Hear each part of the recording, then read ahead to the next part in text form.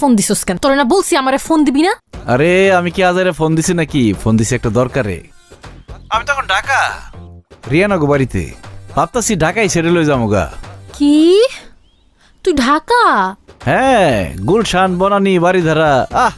Rihanna গো বাড়িটা যে কি সুন্দর রে। তোর অবশ্য কইও লাভ নাই, তুই এরকম বাড়ি জীবনে দেওয়াছ নাই, দেখবিও না। শোন, এসি থেকে শুরু করে সব আছে। অন্ত আমি সুইমিং পুলে সাঁতার কাটতেছি, এসব তো জীবনে চোখেও দেওয়াছ নাই তুই। আমার আর খাওয়া দেওয়া কোনো কাজ নাই, আমার দেহানোর কোনো কাম নাই। এখন যে কারণে তোরে ফোন দিচ্ছি, একটা দরকারি ফোন দিচ্ছি।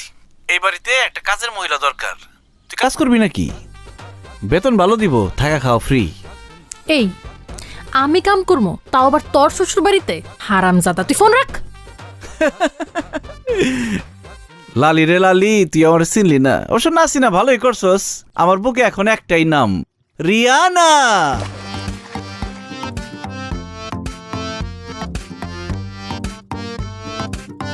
রিয়ানা আসো।